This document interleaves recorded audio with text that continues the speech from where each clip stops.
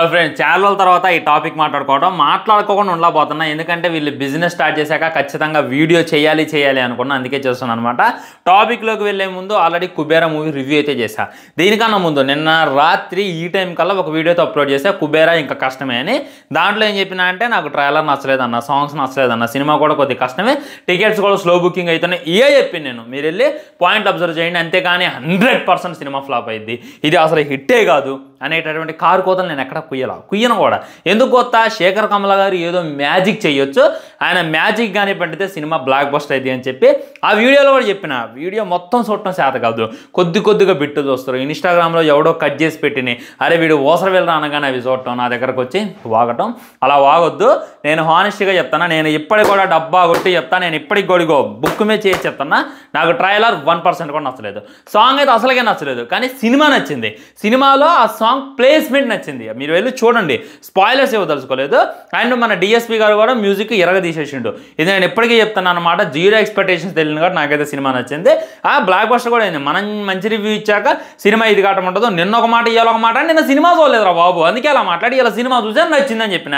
మీతో పాజిటివ్ ఇచ్చిన సావే, నెగిటివ్ ఇచ్చిన సావే, చెయ్యి అమ్మగోల. సో టాపిక్లోకి వచ్చేద్దాం. అలైక్య చిట్టి పెక్కేల్స్ పేరు గుర్తుంది కదా, ఆ బ్రాండ్ అయితే మర్చిపోదు. నేనే అనుకుంటున్నా ఇప్పటిదాకా, రమ్య గారు కూడా చెప్పడం జరుగుతుంది అనమాట, పచ్చడి అనగానే గుర్తొచ్చేది మేమే, ఎందుకంటే పచ్చళ్ళకి బ్రాండ్ అంబాసిడర్ మేము క్రియేట్ చేసినటువంటి ఇంపాక్ట్ అలా ఉంది అని చెప్పి తనైతే చెప్తుంది. ముగ్గురు అక్క చెల్లెలు మళ్ళీ బిజినెస్ అయితే స్టార్ట్ చేశారు. నాకు అర్థం కావట్లా, మీకు అసలు నాన్ వెజ్ అన్నా రెస్పెక్ట్ లేదా? ఎందుకంటే ఇండియాలో ఉన్నటువంటి ప్రతి యూట్యూబర్, తెలుగు రాష్ట్రాల్లో ఉన్నటువంటి ప్రతి వ్యక్తి మిమ్మల్ని వేలెత్తు చూపించిండు. ఏంది మీరు కెరియర్ మీద ఫోకస్ చేయడం ఏంది, మీ ముష్టి పచ్చలు కొనుక్కోవడం అది ఇది అని చెప్పి అందరూ మిమ్మల్ని టార్గెట్ చేశారు, తిట్టారు. కానీ నాన్ వెజ్ అన్న మా బావ అని చెప్పి కూడా చాలామంది అన్నారు. ఆ అన్న ఒకడు వచ్చి మీకు సపోర్ట్ చేసిండు.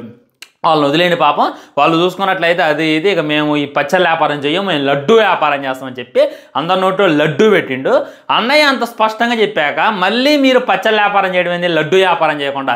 నాకైతే అర్థం కావట్లా. అన్నంటే రెస్పెక్ట్ లేదా? మీకు అంతలా సపోర్ట్ చేసినటువంటి అన్నయ్యకే మీరు మర్యాద ఇపోతే ఎట్టక్కైలు అని చెప్పి అన్వేషణ ఫ్యాన్స్ నన్ను అడగమని అడుగుతున్నారు.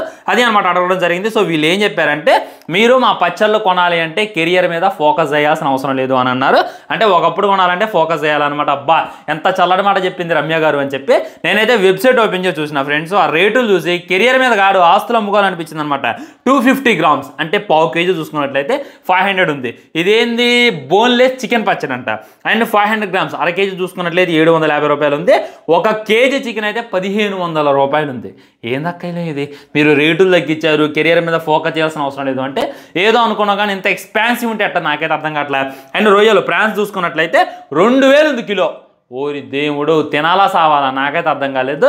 సో ఇవి చూసిన తర్వాత అంటే నేను ఏమనుకున్నా అంటే, వాళ్ళు బిజినెస్ స్టార్ట్ చేసిన నెక్స్ట్ మినిటే పికిల్స్ అయితే ఆర్డర్ పెట్టుకుందాం, అవన్నీ కూడా టేస్ట్ చేద్దాం, టేస్ట్ చేసి తినుకుంటా మీ అందరికీ కూడా రివ్యూ ఇద్దామని చెప్పి నేనైతే మైండ్లో అనుకున్నా. కానీ రేటులు చూసి మూసుకొని కూర్చోవాల్సి వచ్చింది. ఎందుకంటే మినిమం పెడితే ఒక 2-3 పచ్చళ్ళు పెట్టాలి కదా ఫ్రెండ్స్, ఈజీగా ఒక 2000 వేసుకోండి బిల్లు. అంటే నేను పెడితే పావు కేజీ పెడతలే, ఎక్కువ పెట్టను.